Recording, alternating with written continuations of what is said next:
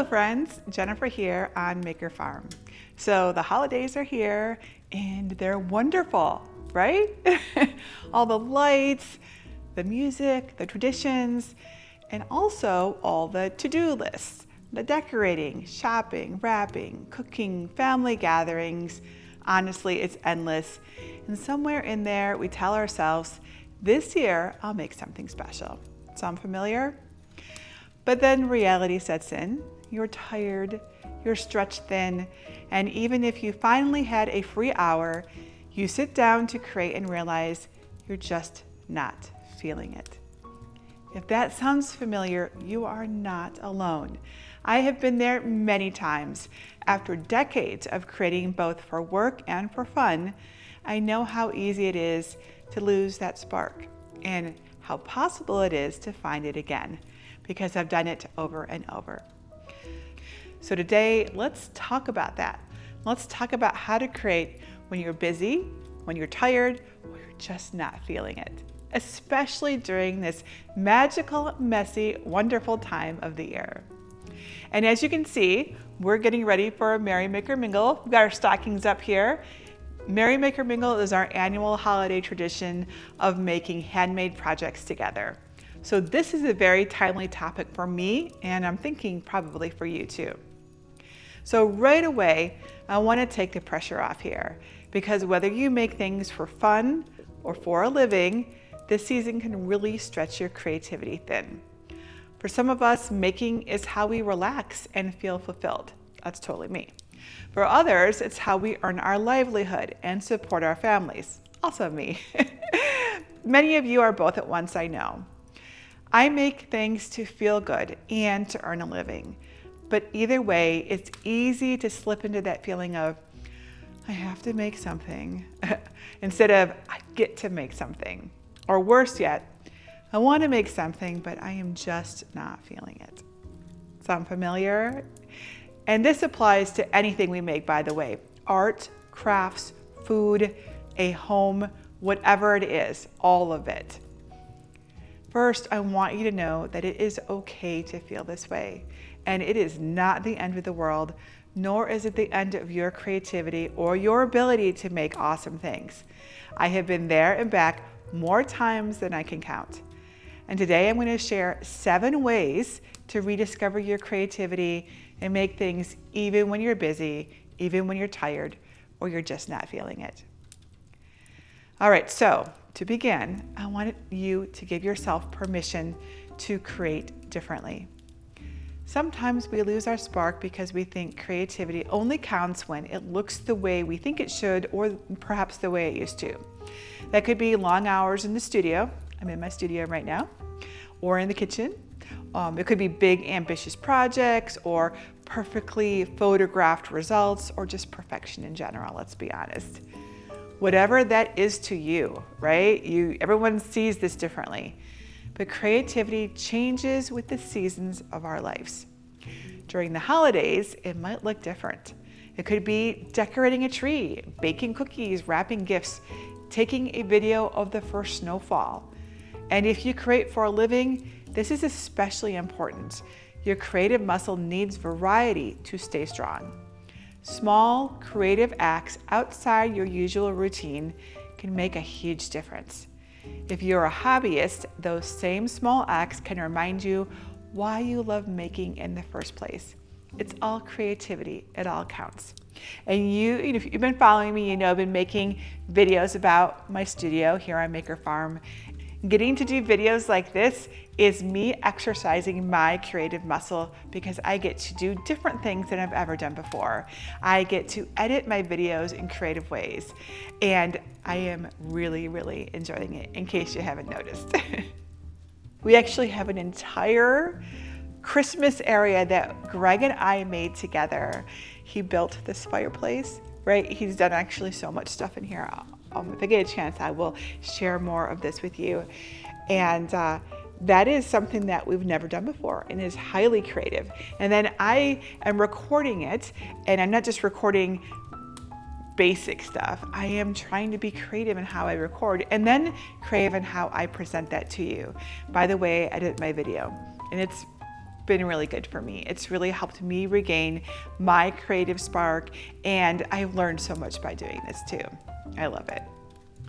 Second, consider starting smaller. No, even smaller than that. Like as small as you possibly can. Okay, so when you're busy or tired, small is smart.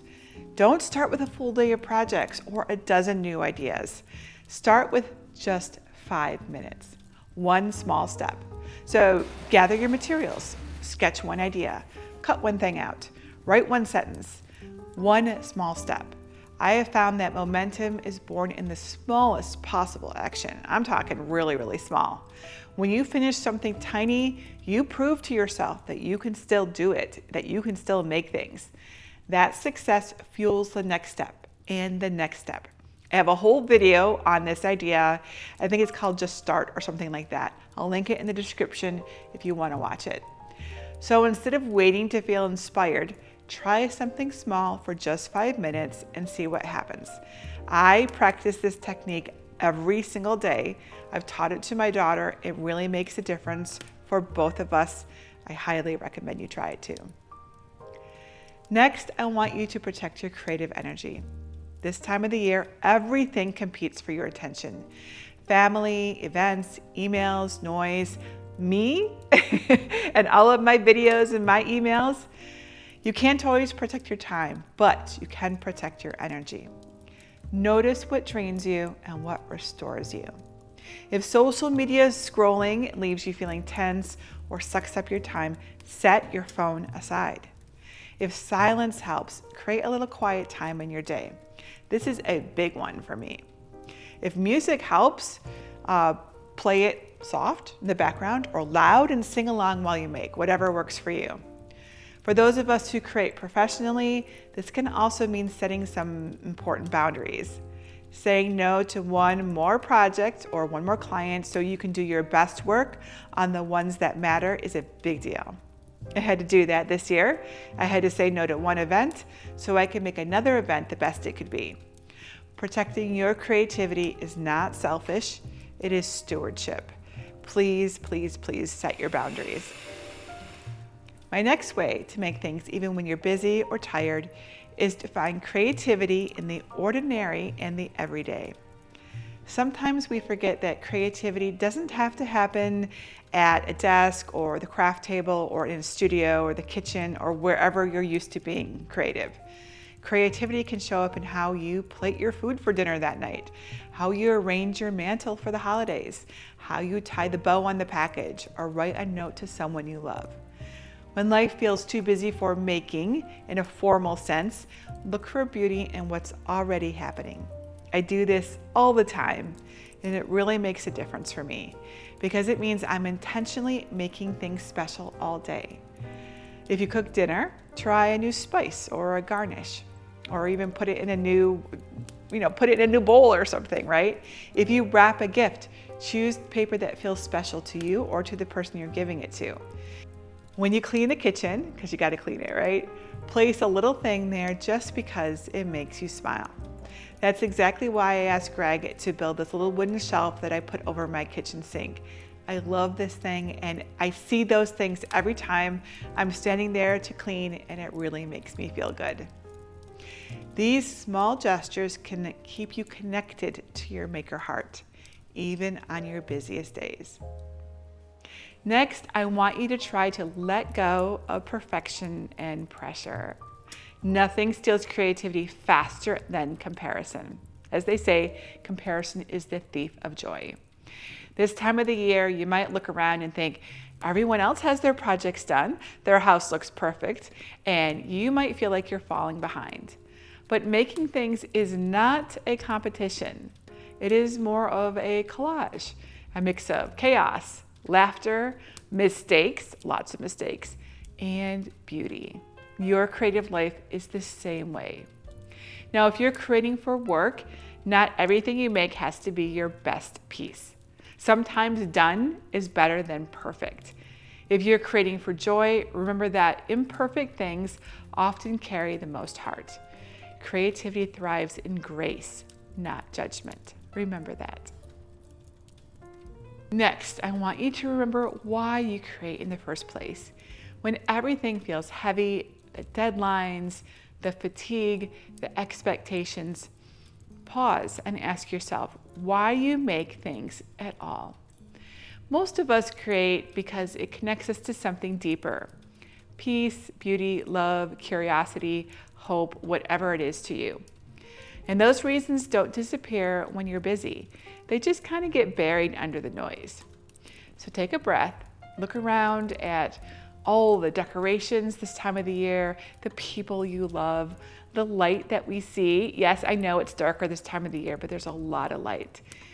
Look, just really pay attention to it. This season is full of reminders of why you started making in the first place. It wasn't for perfection. It probably wasn't for applause, but if it was, I am not judging you. It was likely for joy and just the feeling that we get when we make something. Because you could choose to do other things, but if you're listening to me right now, that probably means that you feel called to create. And there is a reason for that. I know I feel called to create. We're probably kindred spirits, you know? And finally, I want you to lean on community. Creativity does not flourish in isolation, in my experience, not at all. Sometimes we really need others to remind us why we love it so much. That's one of the reasons why I do Merry Maker Mingle every year. It brings us all together to make things, and it always inspires me to create.